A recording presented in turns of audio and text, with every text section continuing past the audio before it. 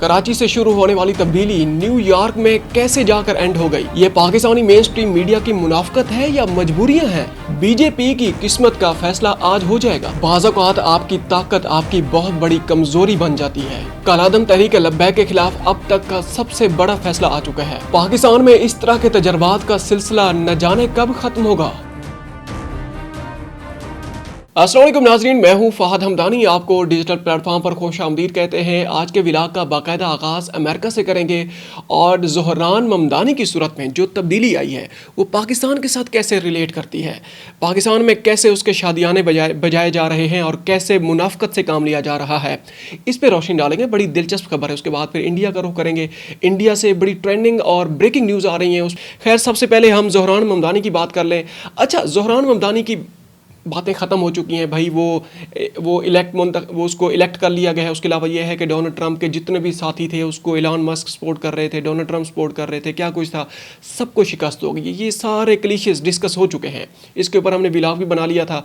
उसके अलावा ये है कि लेटेस्ट जो डेवलपमेंट सामने आई है कि डोनाल्ड ट्रंप ने ज़ोहरान ममदानी को जनाब बाकायदा तौर पर जवाब भी दिया है। उन्होंने 80,000 तारकीन वतन की एमिग्रेंट्स के जनाब वीज़े मनसूख कर दिए हैं। ये लेटेस्ट डेवलपमेंट है। ये 2-3 घंटे पहले की खबर हम आपके सामने रखने लगे हैं। उसके अलावा यह है कि बाकायदा तौर पर उन्होंने कहा है कि हम न्यूयॉर्क पे अभी भी कब्जा कर सकते हैं। ज़ोहरान ममदानी के लिए यही बेहतर होगा कि वो आए, हमारे साथ बैठ के बात करें। और हम भी यही कहते हैं, पॉलिटिकल जो वैल्यूज़ होती हैं उसमें वो यही डिमांड करती हैं कि आपके अंदर आर्ट ऑफ जो कंप्रोमाइज़ है, आर्ट ऑफ पॉसिबिलिटीज़, इसका आपने दामन नहीं छोड़ना, जो कि पाकिस्तान में नापैद हो चुका है। खैर, ज़ोहरान ममदानी का जो ताल्लुक पाकिस्तान से है, पाकिस्तान के साथ इस खबर को कैसे रिलेट करते हैं। पाकिस्तान में हमारी पीपल्स पार्टी के जो वो हैं कराची के जो मेयर हैं पीपल्स पार्टी से हैं, और जनाब इसको सिंध गवर्नमेंट ने, सिंध सरकार ने जनाब ज़ोहरान ममदानी के साथ जोड़ना शुरू कर दिया है कि कराची से तब्दीली का आगाज़ हुआ है और न्यूयॉर्क में जाकर एंड हुआ है। खुदा के बंदे, कौन सी तब्दीली? आपने सारी दुनिया वाकिफ़ है, कम से कम ये पाकिस्तानी मीडिया तो वाकिफ़ है, हम इसके चशमदीद गवाह भी हैं कि आपने किस तरीके से अपना धक्कम पील के ज़रिए और किस तरीके से आपने अपना मेयर मुंतखब कराया था। जो नुमाइंदगान थे उनको तो आपने गिरफ्तार करवा लिया था। क्या कुछ नहीं देखा, बस करें, कैसी बातें कर रहे हैं। और उसके अलावा पाकिस्तानी मीडिया ऐसे शादियाने बजा रहा है जैसे कि मतलब यह है कि पाकिस्तान की तरफ से कुछ हो गया है, पाकिस्तान के मैं कहता हूँ कि बले बले हो गई है। और भाई यही वो मीडिया है, जब मेयर कराची का इंतखाब होना था किस तरीके से मुनाफकत से काम ले रहा था, अपने बिजनेस को बचाने के चक्करों में किस तरीके से इन्होंने इसकी मुखालफत की थी, किस तरीके से इन्होंने खबर को कवर किया था।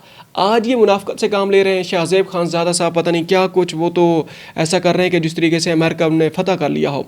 अच्छा, रोटी कपड़ा और मकान का नारा कराची से शुरू हुआ था। ये बेसिकली खबर ये है कि जनाब उन्होंने कहा कि भाई ये जो नारा कराची में हमने, भुट्टू ने जो नारा लगाया था, अमेरिका में भी वही नारा जनाब लगाया गया है। उसके अलावा ये है कि जनाब अच्छा एक और नारा भी जनाब आया हुआ है, वो ये है कि पानी, गैस और बिजली, ये कोई नया जनाब नारा आया हुआ है। ये भुट्टू को जनाब काउंटर करने के लिए, भुट्टू के नारे को काउंटर करने के लिए जनाब ये भी एक नई थर्ड फोर्स अनकरीब क़याम अमल में लाई जाएगी सिंध में। खैर, इस पे हम बाद में बात करेंगे। अच्छा, दूसरी खबर की जाने बढ़ते हैं। इंडिया से खबर है, पाकिस्तान से बल्कि जो सिख मज़हब के बानी हैं बाबा गुरु नानक साहब, उनकी जो 556वें जन्मदिन की जो तकरीबात हैं यहाँ पर ननकाना साहब में, वो जारी व सारी थी। अब उनका बाकायदा तौर पर उनका इख्तिताम हो चुका है और जो उसमें भारत समेत दुनिया भर से हज़ारों सिख यात्रियों ने यहाँ पर शिरकत की है। और ये है कि यहाँ पे बड़ा एक उनको जिस तरीके से VVIP उनको प्रोटोकॉल दिया जाता है, और वो इसको हम अच्छा उनके लिए पाकिस्तान इसी तरह मुकद्दम है जिस तरीके से मुसलमानों के लिए खाना काबा सऊदी अरब के में अल्लाह ताला का जो घर है वो जिस तरीके से मुकद्दम है, सिखों के लिए, सिख कम्युनिटी के लिए पाकिस्तान और ख़ासकर जो ननकाना साहब है ये मकाम इसी तरह मुकद्दम है। अच्छा, जुलाई इंतज़ामिया की तरफ से सिक्योरिटी के फुल प्रूफ इंतजाम, इसमें कोई शक नहीं है। जिस तरीके से हम पहले भी हम इसको कवर कर चुके हैं, इस खबर को, सिख यात्री आज गुरुद्वारा सच्चा सौदा फर्रुखाबाद रवाना हो जाएंगे और इस तरीके से वहाँ से फिर इंडिया की तरफ वो लौटना शुरू हो जाएंगे।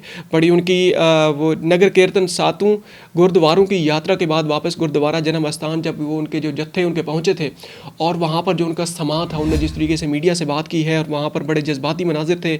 और ये है कि अब बाकायदा तौर पर ये 3 रोज़ा जो तकरीबात हैं इनका इख्तिताम हो चुका है। ये खबर हमने आपके सामने रखी है। इसके अलावा ये है कि भारत से एक और बड़ी अहम खबर सामने आई है। बिहार में इलेक्शन होने जा रहे हैं।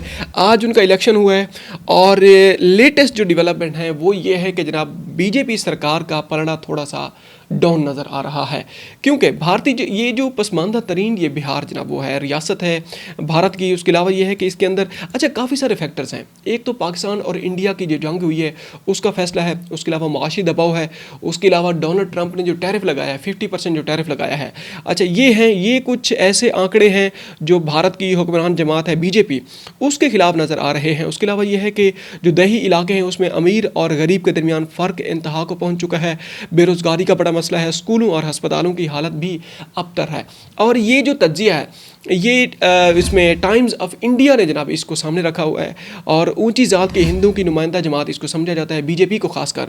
और 2020 में जनता दल यूनाइटेड के साथ इत्तेहाद करके हुकूमत इन्हें बनाना पड़ी थी। और अब ये है कि ये जो बिहार का इलेक्शन है बड़ा डिसिसिव होने जा रहा है कि आने वाले वक्त में बीजेपी की मरकज़ में, मतलब ये है कि यूनियन की जो गवर्नमेंट होगी उसका क्या स्टेटस होगा। अब ये पाकिस्तान का रुख करते हैं। पाकिस्तान में जो लेटेस्ट जो डेवलपमेंट आ रही है साफ ज़ाहिर सियासी पॉलिटिकल फ्रंट के ऊपर जो खबरें हैं उसमें 27वीं आईनी तरमीम है, उसके ऊपर तो कुछ ज़्यादा ही बातें आगे चल रही हैं जनाब। दिफा को मजबूत करना है, मईशत मजबूत करनी है, मरकज़ को मजबूत करना है। लूल्हा लंगड़ा एक मरकज़ है हमारे पास, कैपिटल जो है वो गर्दशी जो गर्दाब है उससे निकल भी नहीं सकता। उसके अलावा ये है कि सूबे हैं जो अपनी जिम्मेदारियाँ नहीं निभा रहे, उसमें गवर्नमेंट ने भी अच्छा रोज़ाना की बुनियाद पर जनाब ये बयानात सामने आते हैं। उसके अलावा ये है कि अब जो लेटेस्ट डेवलपमेंट सामने आई है उसमें यह है कि अब ये जो इत्तेहादी जमातें हैं ये बिल्कुल ये वही इत्तेहादी जमातें हैं कुछ अरसा पहले तक जनाब ये कहती थी कि हम ये कर देंगे वो कर देंगे। भाई इक़्तिदार के लिए सब कुछ आप पसे पोश डाल देते हैं। इक़्तिदार में जब आपने आना होता है ना, बिल्कुल आपका जो अपना स्टैंड होता है, अपने जो आपके प्रिंसिपल्स होते हैं उसको भी आप साइड पर रख देते हैं। उसमें एमक्यूएम भी बिल्कुल तैयार हो चुकी है। अच्छा पीटीआई की तरफ से कुछ वो हो रही है, मुखालफत हो रही है, उसमें कुछ लोगों को पावर देने और एनएफसी अवार्ड छेड़ने से विफाक ख़तरे में आ जाएगा। बैरिस्टर गौहर ने भी जनाब ये बयान जारी कर दिया है। उसके अलावा ये है कि जो अहम बात है इस 27वीं तरमीम का ये जो ऑन गोइंग ये जो एक नई सागा जनाब ओपन हो चुकी है उसमें मौलाना फजलुर रहमान साहब जो कि 26वीं आईनी तरमीम में पेश थे, अब मौलाना फजलुर रहमान साहब को जनाब बिल्कुल वो किसी खाते में भी नहीं लाया जा रहा। वो किसी खाते में इस वजह से नहीं लाया जा रहा है कि जो नंबर गेम है वो जनाब हुक्मरान इत्तेहाद की पूरी हो चुकी है। फैसल बावडा ने भी कल जाके वहाँ उनसे मुलाकात की है और यही कहा जा रहा है कि जनाब इनकी जो मुलाकात थी नंबर गेम दरमियान में अगर कुछ भी हो जाए प्लान बी के लिए मौलाना फजलुर रहमान साहब को भी कायल करने की कोशिशें की जा रही हैं। उसके अलावा यह है कि पंजाब से बड़ी अहम डेवलपमेंट ये आई है कि तहरीक लब्बैक पाकिस्तान के खिलाफ जो कार्रवाई अमल में लाई गई थी उसको पाबंदी लगा दी गई थी। उस पर बाकायदा तौर पर पंजाब की जो गवर्नमेंट है उसने उसकी बाज़ाब्ता तौर पर उसकी तौसीक भी कर दी है और उसको नाफिजुल अमल उसको लाया गया है। वो जो बिल पास किया गया है तहरीक लब्बैक पाकिस्तान के खिलाफ, पंजाब काबीना ने कालादम तहरीक लब्बैक पाकिस्तान पर पाबंदी की बाज़ाब्ता तौसीक कर दी है और जो अवामिल जो इक़दामात उठाए गए हैं उन पर अमल दरामद भी शुरू कर दिया गया है, जिसमें मसाजिद को मुफ्ती मुनीबुर रहमान साहब के हवाले कर दिया गया था। उसके अलावा यह है कि उनके दफातर भी सील कर दिए गए थे। लेकिन यहाँ पर सबसे अहम सवाल जो है जो अल्लामा साद हुसैन रिजवी साहब हैं वो कहाँ हैं।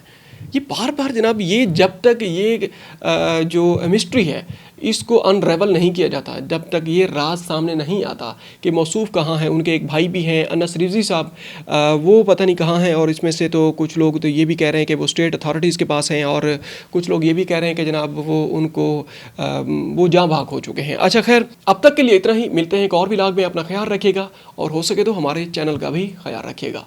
अस्सलाम वालेकुम।